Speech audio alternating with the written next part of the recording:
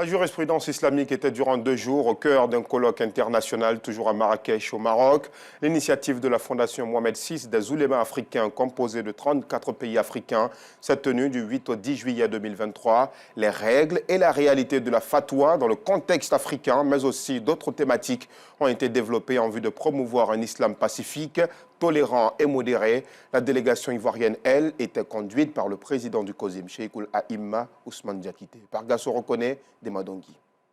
Centre administratif et culturel de Marrakech, au Maroc. Salle de conférence. Les 34 pays d'Afrique, membres de la Fondation Mohamed VI des oulémas africains, réunis pour réfléchir sur les règles et la réalité de la fatwa. Entendez la jurisprudence dans le contexte africain. C'était au cours d'un colloque international dont l'objectif premier est de mettre en lumière l'importance de la fatwa et le rôle clé des mouftis dans les sociétés arabes et africaines. Une fatwa peut semer la terreur, peut semer le désordre dans des sociétés au nom de la religion. Alors que la religion, ce que les oulémas africains défendent, c'est la religion de la tolérance et du vivre ensemble entre les composants d'une société, entre musulmans et non-musulmans. La Côte d'Ivoire était présente à ce grand rendez-vous islamique dont le but premier est de promouvoir un islam pacifique, tolérant et modéré.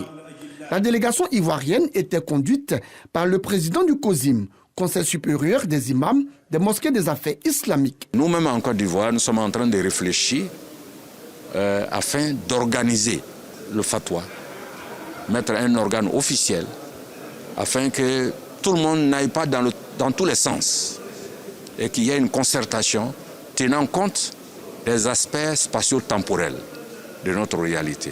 Tout comme le guide suprême de la communauté musulmane de Côte d'Ivoire, les participants à ce colloque dans leur ensemble ont apprécié l'initiative. On a appris beaucoup de choses aujourd'hui et je pense qu'avec ça, ça va nous donner une autre façon de voir et de comprendre ce que c'est que l'aspect juridique de notre religion. Nous ne sommes pas sans le savoir que dans nos pays respectifs, les gens sont un peu divisés selon les croyances.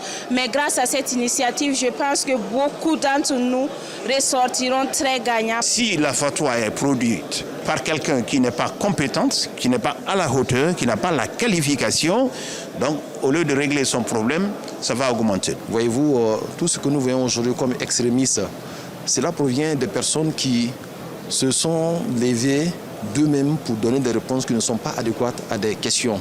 Et malheureusement, cela a créé tout ce que nous voyons comme anarchie. Et l'islam n'a pas besoin de cela.